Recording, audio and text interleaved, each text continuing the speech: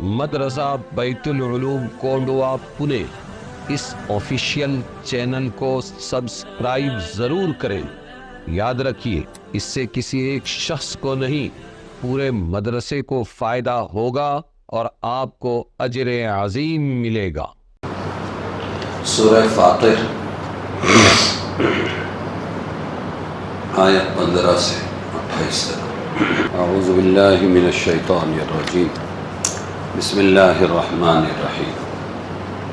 یا ایہا الناس انتم الفقراء الی اللہ واللہ هو الغنی الحمید ان یشأ یذہبکم ویأتی بخلق جدید وما ذلك على الله بعزيز ولا تزر وازرة وزر أخرى وإن تدع مثقلة إلى حملها لا يحمل منه شيء ولو كان ذا قربى إنما تنذر الذين يخشون ربهم بالغيب وأقاموا الصلاة ومن تزكى فإنما يتزكى لنفسه وإلى الله المصير۔ کل جو آیتیں پڑھی گئی تھی ان کی تھوڑی تشریح باقی ہے کہ اللہ کی طرف چڑھتا ہے کلام اچھا اور نیک عمل اس کو اٹھاتا ہے۔ اس سے پہلے آیت میں بتایا کہ عزت و ذلت صرف اللہ کے ہاتھ میں ہے، کسی اور کے ہاتھ میں نہیں۔ جن لوگوں نے دوسری چیزوں کو معبود بنا رکھا ہے، جن سے عزت کی توقع دوستی رکھی، وہ کسی کو عزت نہیں دے سکتے۔ اور اس آیت میں اللہ بتلا رہے ہیں عزت و قوت حاصل کرنے کا طریقہ۔ ایک ہے کلمہ طیب اور دوسرے نیک عمل۔ کلمہ توحید کو کلمہ طیب کہتے ہیں، لا الہ الا اللہ محمد الرسول اللہ، اشہد ان لا الہ الا اللہ وحدہ لا شریک لہ۔ کلمہ توحید اللہ کی ذات و صفات کا علم ہونا اور دوسرے عمل صالح یعنی دل سے ایمان لانا، یہ دونوں چیزیں مل کر کامیابی دلاتی ہے اللہ کے پاس۔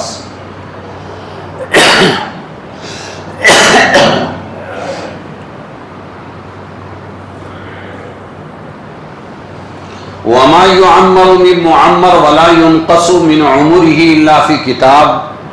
اس آیت میں اللہ نے بتلایا کہ اللہ تعالیٰ جس شخص کو عمر طویل عطا فرماتے ہیں، لمبی عمر، وہ پہلے ہی لوح محفوظ میں لکھا ہوا ہے، اور اسی طرح جس کی عمر کم رکھی جاتی ہے وہ بھی سب لوح محفوظ میں پہلے ہی درج ہے۔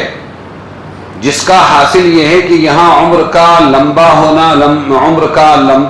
اور کم ہونا فرد واحد کے متعلق مراد نہیں، بلکہ کلام نوع انسانی کے متعلق ہے کہ اس کے کسی فرد کو عمر طویل دی جاتی ہے، لمبی عمر دی جاتی ہے کسی انسان کو، اور کسی کو کم دی جاتی ہے۔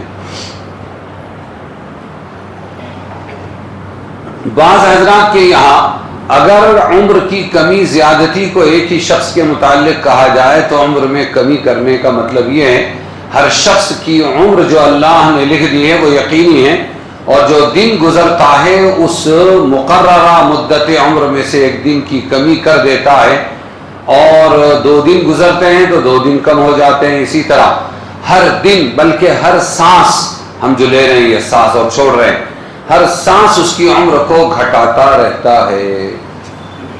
ہر سانس ہم نے لی اور چھوڑ دی، اتنی عمر گھٹ گئی۔ حیاتک انفاس تعد فکلما مضى نفس منها انتقصت به جزء، یہ شعر ہے، یعنی تیری زندگی چند گنے ہوئے سانسوں کا نام ہے، تو جب بھی ایک سانس گزرتا ہے تیری عمر کا ایک جز گھٹ جاتا ہے۔ آپ صلی اللہ علیہ وسلم نے فرمایا من سرہ ان یبسط لہ فی رزقہ وینسأ فی اثرہ فلیصل رحمہ۔ کیا بتایا اس حدیث میں؟ جو شخص چاہتا ہے کہ اس کے رزق میں وسعت ہو اور برکت ہو، عمر میں زیادتی ہو، رزق میں برکت اور عمر میں زیادتی ہو، اس کو چاہیے کہ صلہ رحمی کرے، یعنی رشتے ناطے نبھائے۔ ہمارے رشتے ہوتے ہیں ننیالی، ددیالی، سسرالی، تو جو رشتے ہوتے ہیں ان رشتے ناتوں کو ہم نبھائیں، اپنی ذی رحم رشتہ داروں سے اچھا سلوک کریں۔ بظاہر اس سے معلوم ہوتا ہے کہ صلہ رحمی سے عمر بڑھ جاتی ہے، مگر اس کا مطلب ایک دوسری حدیث نے واضح کر دیا، وہ یہ ہے کہ ہم نے رسول اللہ صلی اللہ علیہ وسلم کے سامنے یہ عرض کیا کہ عمر کیسے بڑھتی ہے، تو آپ نے فرمایا عمر تو اللہ کے نزدیک ایک ہی مقرر اور مقدر ہے، جب مقررہ مدت پوری ہو جاتی ہے تو کسی شخص کو ذرا بھی مہلت نہیں دی جاتی، بلکہ زیادت عمر سے مراد یہ ہے کہ اللہ اس کو اولاد صالح عطا فرماتا ہے۔ کسی کی عمر بڑھا دیتا ہے اللہ اس کو کیا کرتا ہے، نیک اولاد دیتا ہے، وہ اس کے لیے دعا کرتے رہتے ہیں، یہ شخص نہیں ہوتا ہے، اور ان لوگوں کی دعائیں اس کو قبر میں ملتی رہتی ہیں، یعنی مرنے کے بعد بھی ان کو وہ فائدہ پہنچتا رہتا ہے جو خود زندہ رہنے سے حاصل ہوتا ہے۔ اسی طرح گویا اس کی عمر بڑھ گئی۔ عمر بڑھنے کا مطلب یہ عمر جو لکھی ہے اللہ کے یہاں بس وہی رہے گی، نہ گھٹے گی نہ بڑھے گی۔ پھر عمر بڑھی اس کا مطلب کیا ہے، اولاد صالح اللہ عطا فرمائیں گے، وہ دعا کریں گے، دعا نہ بھی کرے تو اس کی نیکیاں اس کے اعمال نامے میں لکھی جائے گی، یہ مر کر بھی گویا زندہ ہے۔ اور دوسرے کیا بتایا کہ اپنی رشتے ناتوں کو کیا کرے، جو شخص چاہتا ہے کہ اس کے رزق میں برکت ہو اور عمر میں زیادتی ہو تو چاہیے کہ وہ اپنے رشتے ناتے نبھائے۔ میں نے کئی موقع پر کہا رشتے ناتے نبھانے کا جو سلوشن ہے، رشتے ناتے نبھانے کا جو آلہ ہے، جو ذریعہ ہے، وہ پیسہ ہے۔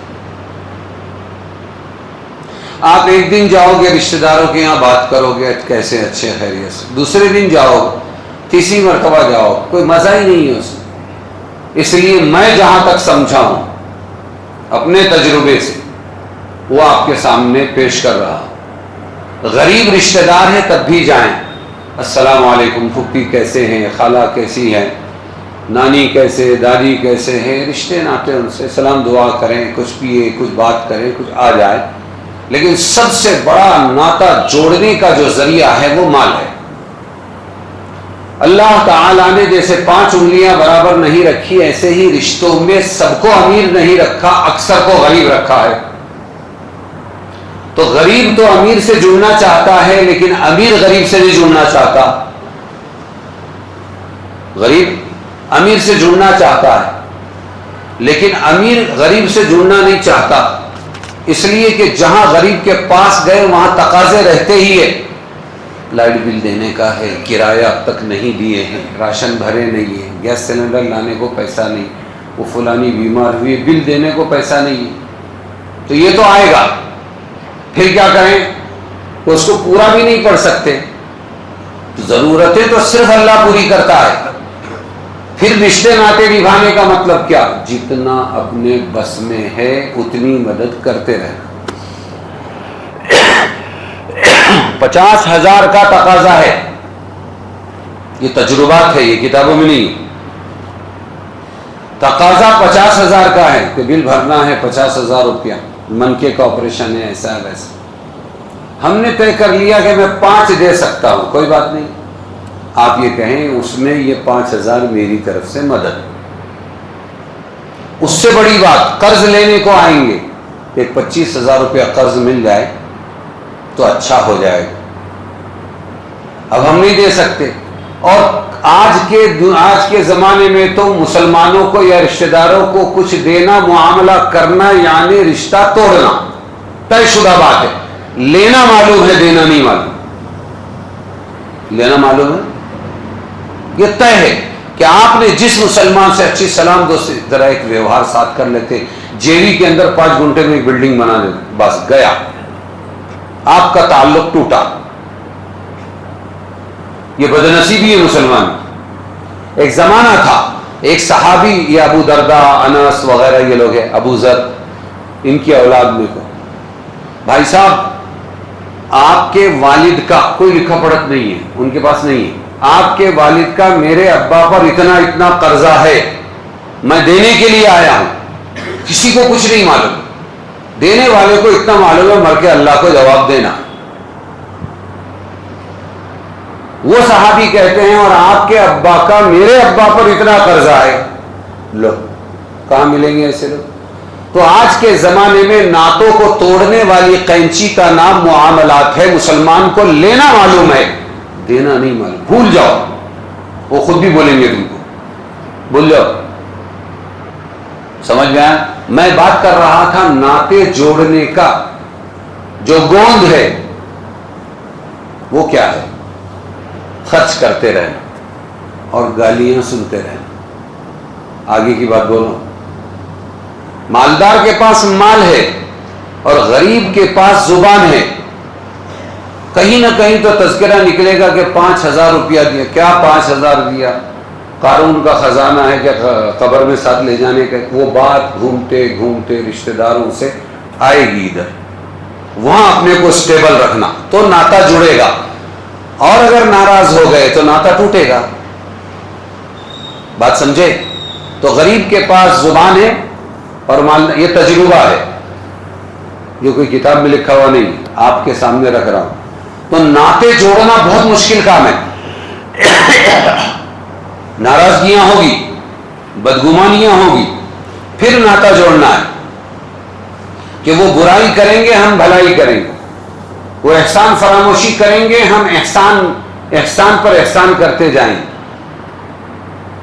وہاں اپنے آپ کو برداشت کرنا ہے. یہ سب جھیلنے کے بعد ناتا جوڑنے کا حکم ہے، ورنہ بہانے سے ناتا اگر ٹوٹ جائے تو وہ ناتا جوڑنا کیا ہوا؟ بس دل میں اتنا رکھنا ہے ہم کتنا کر کے بھول سکتے ہیں. کیا رکھنا ہے تو ناتا جڑے گا. آپ کسی طرح 50,000 کا قرضہ پورا کر دیں تو ختم نہیں ہوا، اگلی مرتبہ 5 لاکھ کا قرضہ آپ کے سامنے آئے گا. کہاں سے کریں گے آپ؟ تو یاد رکھو ناتا جوڑنا یہ بہت بڑی نیکی ہے کہ اس سے رزق میں برکت اور عمر میں برکت ہوتی ہے. اور ناتے کو رحم، راحمین، ناتا رشتہ، اس کو جب اللہ نے پیدا کیا تو یہ ناتا عرش الہی سے چمٹ گیا. کیا بات ہے؟ اللہ نے پوچھا کہ لوگ مجھے کاٹیں گے، آپ نے مجھے پیدا تو کر دیا لیکن میں ناتا ہوں اور مجھے لوگ کاٹیں گے. امیر لوگ غریب ناتے والوں کو کاٹیں گے.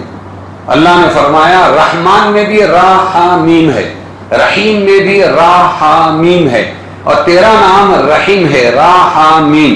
تجھے میں نے اپنے مادے سے پیدا کیا ہے، جو تجھے جوڑے گا میں اسے جوڑوں گا اپنی رحمت سے، جو تجھے توڑے گا کاٹے گا میں اپنی رحمت سے کاٹ دوں گا. اتنی خطرناک چیز ہے یہ. اس لیے ناتے جوڑو، پھول نہیں پھول کی پنکھڑی سے ہی دیتے رہو، بھولتے رہو، ان کی کڑوی کسیلی برداشت کرتے رہو. اللہ جوڑ دے گا. کہ نظر کس پر ہونی چاہیے؟ اللہ جوڑے. تو رزق میں بھی برکت ہوگی اور کائے میں برکت ہوگی؟ عمر میں برکت ہوگی. تو یہ ہے کہ اللہ تعالی کے پاس عمر طے ہے، نہ کم ہوتی نہ زیادہ. اور اگر آپ کو کہیں حدیث کوئی ملے کہ ایسا ایسا ہوا تھا، اور لا يرد القضاء الا الدعاء، اللہ کے فیصلے کو صرف دعا ٹالتی ہے، تو اللہ تعالیٰ نے اتنی عمر بڑھا دی، ایسا بھی آپ کو کئی حدیثوں میں ملے گا، تو اس کا مطلب یہی سمجھنا کہ یہ بھی لکھا ہوا تھا اللہ کے یہاں کہ وہ ناتا جوڑے گا. اس کی عمر ہوگی 60 سال. پہلے 50 پر اللہ ختم کر دینا چاہیں گے، لیکن 60 سال کی عمر میں 50 سال کے اندر یہ اپنے ناتے جوڑے گا، فلانا نیک کام کرے گا تو اللہ اس کی برکت سے 10 سال بڑھا دیں گے. یہ بھی وہاں لکھا ہوا ہے. ارے سمجھ میں آیا کہ نہیں آیا؟ ہاں ٹوٹل لکھا ہوا ہے. چلو یہ ایک بحث ہو گئی. تو اللہ اولاد صالح نیک اولاد دے دیتے ہیں اور پھر وہ دعا کریں گے، یہ بھی ہے حدیث میں. لیکن میں کہتا ہوں وہ دعا نہ کرے تب بھی اللہ تبارک و تعالی ان کے اعمال اس کو دیں گے، یہ مر کر بھی زندہ کہلائے گا. آگے کی آیت ہے اے لوگو، اے یا ایھا الناس، تم محتاج ہو اللہ کی طرف، انتم الفقراء، تم محتاج ہو اللہ کی طرف، واللہ هو الغنی، اور اللہ وہی ہے بے پرواہ سب تعریفوں والا۔ پرواہ کس کو ہے؟ بندوں کو، اور بے پرواہ کون ہے؟ اللہ تبارک و تعالی۔ تو اللہ فرما رہے ہیں کہ تم فقراء ہو، فقیر ہو، اللہ بے نیاز ہے۔ ان یشاء یذہبکم صلوبی، اگر چاہے تو تم کو لے جائے اور لے آئے ایک نئی مخلوق۔ اللہ کتنا بے نیاز ہے کہ وہ اگر چاہے تو ہم کو لے جائیں، مار دے سب کو، اور نئی مخلوق لے آئے، وہ اتنا بے نیاز ہے۔ اور یہ بات اللہ پر مشکل نہیں، وما ذالک علی اللہ بعزیز، اور نہ اٹھائے گا کوئی اٹھانے والا بوجھ دوسرے کا، نہ اٹھائے گا کوئی اٹھانے والا بوجھ دوسرے کا، کوئی کسی کا بوجھ اٹھانے والا نہیں ہے۔ اور اگر پکارے کوئی بوجھل اپنا بوجھ بٹانے کو، کوئی نہ اٹھائے اس میں سے ذرا بھی۔ اگر کسی نے پکارا بھی، ارے ذرا میری مدد کرو، میرا بوجھ اٹھاؤ، تو کوئی بھی بوجھ اٹھانے والا نہیں، یہ بھی اللہ بتا رہے ہیں۔ وَلَوْ كَانَ ذَا قُرْبَىٰ، اگرچہ ہو قرابتی، اگرچہ کیا ہو؟ رشتہ دار ہو، اگرچہ رشتہ دار ہو، وہ بوجھ نہیں اٹھائے گا۔ پھر کیسے کام آئے گا وہ پہلے بتا دیا۔ ہم رشتہ داروں کے ساتھ میں بھلائی کرتے جا رہے ہیں، کوئی کام تو نہیں آئے گا، لیکن تم نے اللہ کا حکم پورا کر کے ناطے کو جوڑا ہے تو اللہ روزی میں بھی برکت دے گا اور عمر میں بھی برکت دے گا اور آخرت میں معاف بھی کر دے گا۔ لیکن بندہ کہ بندے کو بھول جاؤ، وفاؤں کا، میرے غزل کا شعر ہے، وفاؤں کا بدلہ اگر چاہیے تو اللہ اکبر کا گھر دیکھیے۔ وفا کہاں ملے گی؟ اللہ کے پاس۔ باقی سب بے وفا، سارے رشتے بے وفا۔ وفاؤں کا بدلہ ایک ہی جگہ ملے گا اور وہ ہے اللہ کا گھر، اللہ کے پاس۔ وفاؤں کا بدلہ اگر چاہیے تو اللہ اکبر کا گھر دیکھیے۔ تو رشتہ دار بھی ہوگا تو وہ بوجھ نہیں اٹھائے گا۔ آپ درس سنا دیتے ہیں، اے محمد آپ درس سنا دیتے ہیں ان کو جو ڈرتے ہیں اپنے رب سے بن دیکھے اور قائم رکھتے ہیں نماز، اور جو کوئی سنوارے گا سنورے گا، کوئی سنورے گا تو یہی ہے سنورے، تو یہی ہے کہ سنورے گا اپنے فائدے کو، اور اللہ کی طرف ہے سب کو پھر جانا۔ اس آیت میں اللہ بتلا رہے ہیں کہ یہ اللہ کے رسول کا ڈرانا، قرآن کی آیتیں، حدیثوں کا مفہوم کس کو فائدہ پہنچائے گا؟ اس کو جو ڈرتے ہیں اپنے رب سے بغیر دیکھے، ایمان والے جو ڈرنا چاہتے ہیں، قرآن کی آیتیں ان کو فائدہ پہنچائے گی، حدیثوں کا مفہوم ان کو فائدہ پہنچائے گا، رسول کا ڈرانا ان کو فائدہ پہنچائے گا۔ اور جن کو ہدایت ہی نہیں چاہیے اور جو ڈرنا ہی نہیں چاہتے، تو پھر پورا قرآن غٹ غٹ پی جاوے یا گلے میں لٹکا کے پھرے، اور کعبۃ اللہ میں رسول کی زبان سے قرآن سنے۔ ابو جہل نے سنا چھپ چھپ کے راتوں کو جب وہ پڑھتے تھے نماز۔ کوئی ہدایت نہیں ملے گی۔ ہدایت کس کو ملے گی؟ جس میں سنورنے کا جذبہ ہوگا، ہدایت پانے کا جذبہ ہوگا۔ آگے اللہ فرماتے ہیں کہ جو کوئی سنورے گا، تزکا، جو کوئی بننا چاہے گا، اچھا بننا چاہے گا، سنورے گا، تو وہ اپنے آپ کو سنوارے گا، اس سے نہ اللہ کا بھلا، نہ رسول کا بھلا، نہ مسلمانوں کا بھلا۔ وَإِلَى اللَّهِ الْمَصِيرُ، اور اللہ کی طرف یہ سب کو پھر کر جانا۔ اور اللہ فرماتے برابر نہیں اندھا اور دیکھتا، اندھا اور دیکھنے والا برابر نہیں، اور نہ اندھیرا اور اجالا برابر ہے، دونوں میں زمین آسمان کا۔ وَلَا الظِّلُّ وَلَا الْحَرُورُ، اور نہ سایہ اور نہ لو گرمی اور سایہ ٹھنڈک، یہ دونوں بھی برابر نہیں، اور برابر نہیں جیتے اور نہ مرتے، مردے، جو زندہ ہے جیتے اور جو مرنے والے یہ بھی برابر نہیں۔ ان اللہ یسمع من یشاء، اللہ جس کو چاہتا ہے سناتا ہے۔ قرآن، حدیث، ہدایت کی باتیں اللہ جس کو چاہتا ہے سناتا ہے۔ تو آپ ہم ہمیشہ، اس سے پہلے بھی میں نے کہا، کبھی بھی اپنے ایمان کو اپنا کمال نہ سمجھیں۔ یہ اللہ نے سنایا ہے تو ہم نے سنا ہے، اللہ نے سنایا ہے تو، اگر اللہ نہ چاہتا تو ہم کبھی ہدایت پر نہ آتے۔ وَمَا أَنْتَ بِمُسْمِعٍ مَّن فِي الْقُبُورِ، اور اے محمد آپ نہیں سنانے والے قبر میں پڑے ہوئے کو، جو قبر میں پڑے ہوئے ہیں ان لوگوں کو آپ نہیں سنانے والے. یہ بتا رہے ہیں اللہ تعالیٰ حضور صلی اللہ علیہ وسلم, ان انت الا نذیر, آپ صرف خبر پہنچانے, ڈر کی خبر پہنچانے والے ہیں. بے شک ہم نے بھیجا ہے آپ کو سچا دین دے کر, خوشی اور ڈر سنانے والا بنا کر. اور کوئی فرقہ نہیں جس میں نہیں ہو چکا کوئی ڈر سنانے والا.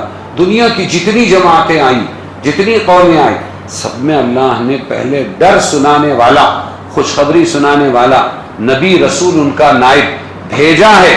اور پھر نہیں مانا ہے تو پھر اللہ نے عذاب میں پکڑا ہے, ورنہ اللہ ظالم نہیں. اور اے محمد صلی اللہ علیہ وسلم, اگر یہ آپ کو جھٹلاتے ہیں, وَإِن يُكَذِّبُوكَ, کل بھی آیا تھا یہ مضمون, اگر یہ لوگ آپ کو جھٹلاتے ہیں, فَقَدْ كَذَّبَ الَّذِينَ مِن قَبْلِهِمْ, تو آگے جھٹلا چکے, پہلے جھٹلا چکے جو لوگ ان سے پہلے تھے. دلاسا دے رہے ہیں, کس کو دے رہے ہیں دلاسا؟ تو معلوم ہوا کہ یہ مسلمانوں اسلام کے خلاف, ان کے نبی رسول اور قرآن کے خلاف جو بھی باتیں چلتی ہے جھٹلانے کی, آج کی قومیں بھی کر رہی ہیں, اندرون ملک بیرون ملک اسلام کو جھٹلانے کی کوشش کرتے ہیں. یہ پہلے سے چلا آ رہا ہے, یہ چلتا رہے گا, اس کا کوئی جواب نہیں سوائے برداشت کے. مسلمانوں کو کیا کرنا ہے؟ ہاں, کوئی جذباتی اور کوئی جوابی کارروائی نہیں. ہاں, بولنا ہم کو بھی آتا ہے, زبان ہے, ہر چیز کو پکڑ سکتے ہیں, زبان کو نہیں. وہ زبان رکھتے تو ہم بھی رکھتے ہیں, خاک پہ بیٹھے ہیں, تاروں پہ نظر رکھتے ہیں, بول سکتے ہیں, زبان بند مگر رکھتے ہیں. مثال اس سے پہلے بھی دی تھی, اب بھی دیتا ہوں. گھر میں ہماری دادی ہے, اماں ہے, ابا ہے, بڑے ہیں, 4 بیٹے ہیں, 2 بیٹیاں ہیں, ایک غلط ہے باقی صحیح ہے, باقی غلط ہے ایک صحیح ہے. ان کو سب سمجھتا ہے اور کارستانیاں بھی چل رہی ہے, لیکن وہ چپ بیٹھ کے دیکھتے ہیں, نہ اس کی طرف سے بولتے ہیں نہ اس کی طرف سے بولتے ہیں. کیوں؟ اگر بولا تو فتنہ ہو جائے گا, منہ کھلا حق بات پر بھی تو کیا ہو جائے گا. اس لیے وہ سب سمجھتے ہوئے بھی چپ بیٹھتے ہیں. ایسے ہی مسلمان کو یہ سمجھ لینا چاہیے کہ ہمارے جتنے نبی اور رسول گزرے ہیں اور جتنے نیک لوگ گزرے ہیں, سب نے لوگوں کی کڑوی کسیلی برداشت کی ہے. اللہ نے جواب دینے کا نہیں کہا, برداشت کرنے کا کہا ہے. کیا کرنا ہے؟ پھر کیا ہوگا, جواب کیسے ہوگا, ان کو سب معلوم ہے, اور اللہ کافی ہو جائے گا. اللہ کیا ہو جائے گا؟ کافی ہو جائے گا. اس سے پہلے میں نے آپ کو 2 آیتیں سنائی تھی. اعوذ باللہ من الشیطان الرجیم, وقال الذین کفروا لرسلہم, اور کہا کافروں نے, بے ایمانوں نے اپنے رسولوں کو, 1,24,000 رسول انبیاء, سب کو کہا, کیا کہا؟ لَنُخْرِجَنَّكُم مِّنْ أَرْضِنَا, ہم ضرور بھی ضرور نکال دیں گے تم کو اپنی سرزمین سے, جانا ہوگا. من ارضنا او لتعودن فی ملتنا, یا لوٹ کر ہمارے دھرم میں مذہب میں آنا ہوگا. یہ ڈھوس ہر رسول کو, ہر نبی کو یہ ڈھوس دیا جا رہا ہے, جانا ہوگا یہ تو آنا ہوگا. تو اللہ نے کیا کہا؟ فَأَوْحَى إِلَيْهِمْ رَبُّهُمْ, تو وحی بھیجی ان رسولوں کی طرف ان کے رب نے, لَنُهْلِكَنَّ الظَّالِمِينَ, فکر نہ کرو ان تمام ظالموں کو ہم ہلاک کریں گے. تم جواب دو نہیں, انتقامی کارروائی کرو نہیں, برا لگا کے لو نہیں, بس وہ تم کو بول رہے ہیں تم برداشت کرو, میری اطاعت کرو, میں کیا کروں گا, ان کو ہلاک کر دوں گا. اللہ جب سب ہلاک ہو جائیں گے تو پھر یہ زمین کا مالک کس کو بنائے گا؟ ثم لنسکننکم الارض من بعدہم, پھر ہم ضرور بھی ضرور تم لوگوں کو اس سرزمین میں مالک بنائیں گے. لنسکننکم الارض من بعدہم, لیکن ایک شرط ہے کہ سب کرنا, دل میں کبھی اللہ کے سوا کسی کا ڈر مت آنے دینا. ذالک لمن خاف مقامی وخاف وعید, یہ وعدہ اس کے ساتھ پورا کروں گا جو صرف مجھ سے ڈرے گا, کسی مخلوق سے نہیں ڈرے گا. تو کیمرے کی طرح نظریں تو حالات پر رکھنا ہے, یہاں سے لے کے عالم تک کیا چل رہا ہے, لیکن ڈرنا نہیں ہے. جہاں ڈر کا ماحول آیا, اور ایسی اسکیم بن رہی, یہ کر ڈالیں گے وہ کر ڈالیں گے, اللہ کے رسول سیدھا مسجد آتے, 2 رکعت پڑھتے, ثبوت دیتے کہ اے اللہ میں تجھ سے ڈرتا ہوں, کسی اور سے نہیں ڈرتا. وہ سب مخلوق ہے, تو خالق ہے. تو نظر تو رکھنا ہے حالات پر, لیکن ڈر اللہ کا ہو, مخلوق کا نہ ہو, ورنہ اللہ ڈرنے والے کو اسی مخلوق سے مروائیں گے. اللہ کی غیرت ہے، میں نہیں ہوں تیرے لیے. باپ بولتا ہے کتنا بھی بڑا ٹینشن آنے کا، باپ کیا بولتا ہے، ماں کیا بولتا ہے، میں ہوں نا، میں ہوں نا. ان کی غیرت ہے کہ وہ موت کے منہ سے بھی لانے کے لیے اپنے بچے کو تیار. اللہ کی غیرت نہیں ہے تو اللہ کو چڑے، ڈرنے والوں سے چڑے. مخلوق سے ڈرا، اب اسی سے مرواؤ، اسی لیے مر رہے. تو اللہ فرماتے ہیں کہ اگر یہ تم کو جھٹلاتے ہیں تو پہلے سے ہی سلسلہ چلا آ رہا ہے، ٹینشن مت لو. جاءتہم رسلہم بالبینات، حالانکہ ان کے رسول جن کو جھٹلایا گیا وہ ان کے پاس لے کر آئے تھے کھلی باتیں اور صحیفے اور روشن کتاب، وبالکتاب المنیر. پھر کیا ہوا؟ یہاں بھی وہی ہوا، دیکھو. ثم اخذت الذین کفروا، پھر پکڑا میں نے منکروں کو. کس نے پکڑا؟ اور پکڑا کا مطلب گئے کام سے، پھر چھوڑا نہیں. پکڑا میں نے منکروں کو، فکیف کان نکیر، تو کیسا ہوا انکار میرا، تو کیسا ہوا میرا انکار. بہت بھاری پڑ گیا ان کو. بات سمجھے کہ نہیں سمجھے؟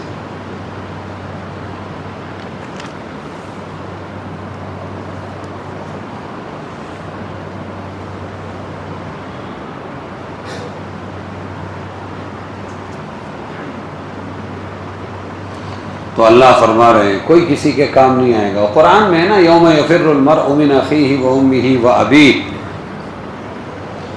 اس روز ایک باپ اپنے بیٹے سے کہے گا تم جانتے ہو میں تمہارا کیسا شفیق مہربان باپ تھا.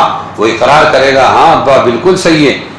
اب باپ کہے گا بیٹا آج میں تمہارا محتاج ہوں، اپنی نیکیوں میں سے تھوڑی مجھے دے دو کہ میری نجات ہو جائے. بیٹا کہے گا کہ ابا جان آپ نے بہت تھوڑی سی چیز طلب کی، مگر میں کیا کروں، اگر میں وہ آپ کو دے دوں تو میرا یہی حال ہو جائے گا، اس لیے مجبور ہوں. پھر وہ اپنی بیوی سے یہی کہے گا میں نے دنیا میں تم پر اپنا سب کچھ قربان کیا، آج مجھے تمہاری تھوڑی نیکیوں کی ضرورت ہے، وہ دے دو. بیوی بھی وہی جواب دے گی جو بیٹے نے دیا تھا. یہ ہے کہ کوئی کسی کا بوجھ نہیں اٹھائے گا.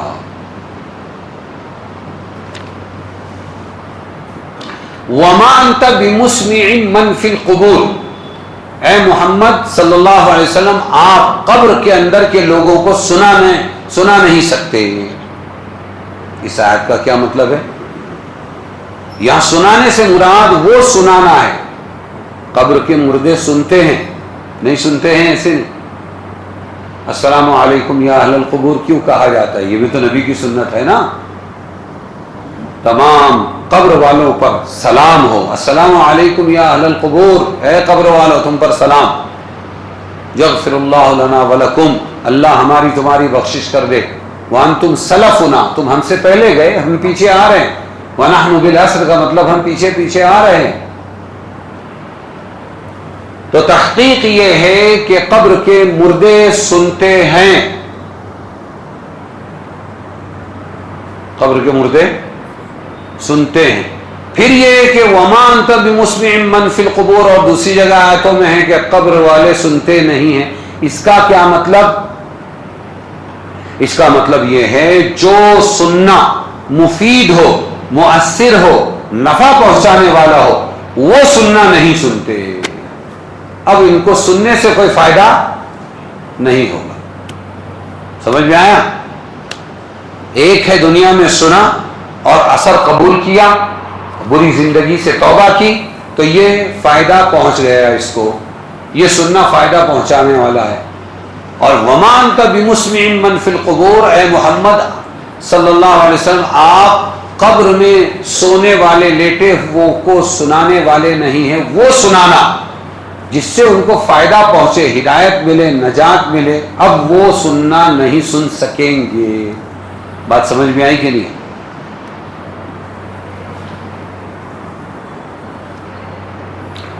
جیسے قرآن پاک میں ہے کہ اللہ تعالیٰ ان سے بات بھی نہیں کرے گا، ہے نا. یرسل علیکما شواظ من نار ونحاس فلا تنتصران فبأی آلاء ربکما تکذبان. آگے کیا ہے؟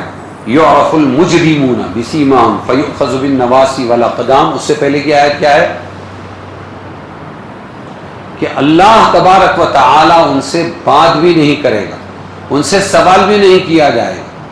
تو یہ بات نہیں کرنے کا مطلب کیا ہے کہ اللہ تعالی پیار والی بات نہیں کرے گا، جھڑکیوں والی باتیں ہوگی. تو بات میں فرق ہے. اگلی آیت ہے، کیا آپ نے نہیں دیکھا کہ اللہ نے اتارا آسمان سے پانی، پھر ہم نے نکالے اس سے میوے، طرح طرح کے ان کے رنگ، الگ الگ رنگ کے میوے، اور پہاڑوں میں گھاٹیاں ہیں.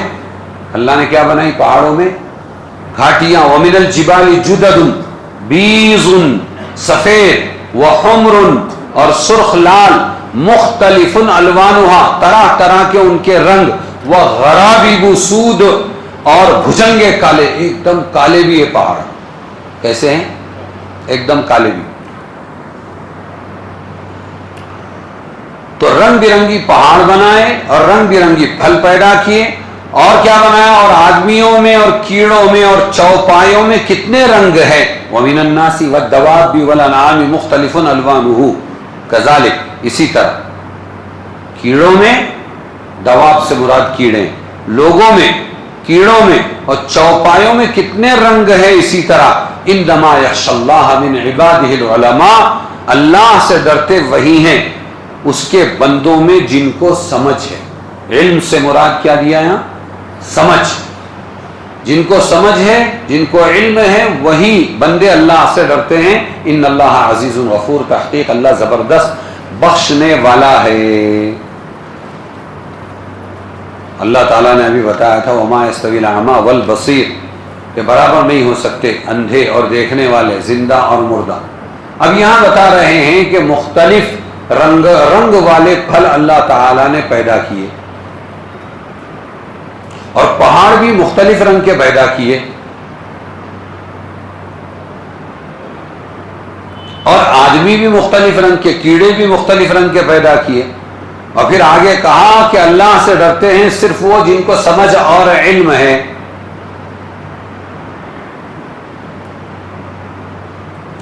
انما تنذر الذین یخشون ربهم بالغیب. اللہ نے بتایا تھا ابھی کہ تم ان کو ڈرا سکتے ہو، ہدایت پہ لا سکتے ہو جو اللہ سے بغیر دیکھے ڈرتے ہیں. لیکن جن کو ہدایت کی طلب ہی نہیں ہے تو ان پر کوئی اثر نہیں ہوگا، ان کو ہدایت نہیں ملے گی. یہاں جو کہا انہوں نے، اللہ تعالیٰ نے، کہ جن کو سمجھ اور علم ہے وہی بندے اللہ سے ڈرتے ہیں. حسن بصری رحمت اللہ علیہ نے اس آیت کی تفسیر میں فرمایا کہ عالم وہ شخص ہے جو خلوت و جلوت میں اللہ سے ڈرے. کیا فرمایا حسن بصری رحمت اللہ علیہ نے؟ عالم وہ شخص ہے جو خلوت، تنہائی اور جلوت، سب کے سامنے خلوت و جلوت میں اللہ سے ڈرے، اور جس چیز کی اللہ نے ترغیب دی ہے وہ اس کو مرغوب ہو، پیاری ہو، اور جو چیز اللہ کے نزدیک مبغوض ہے اس سے اس کو نفرت ہو، وہ عالم ہے.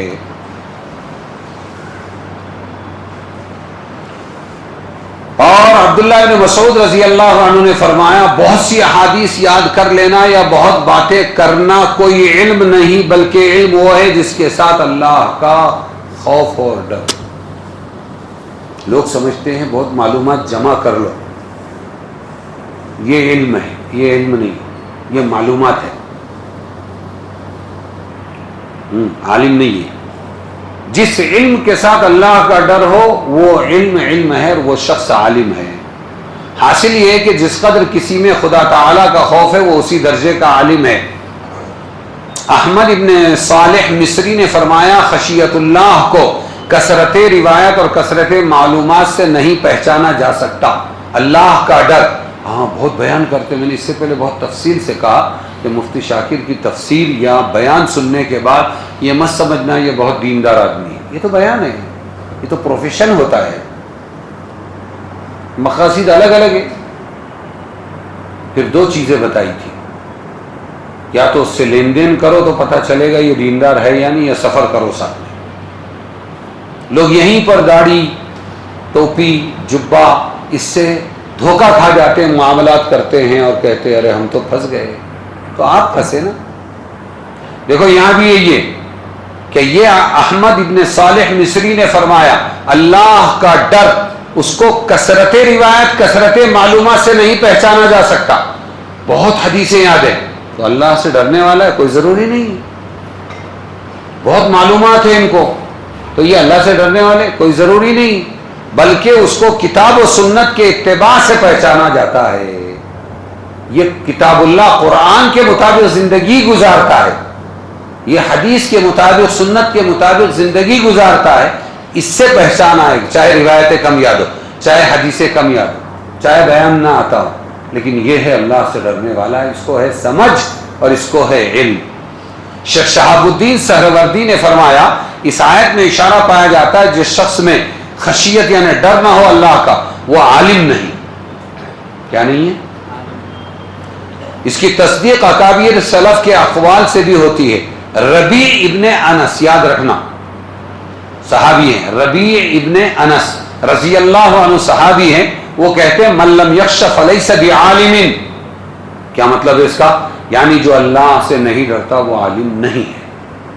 من لم یخش، جو اللہ سے نہیں ڈرتا، فلیس بعالم، وہ عالم نہیں ہے.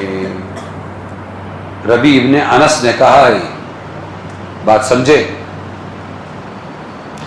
اور اسی طرح مجاہد بہت بڑے تابعی ہیں، وہ کہتے ہیں انما العالم من خشی اللہ، یعنی عالم تو صرف وہی ہے جو اللہ سے ڈرے.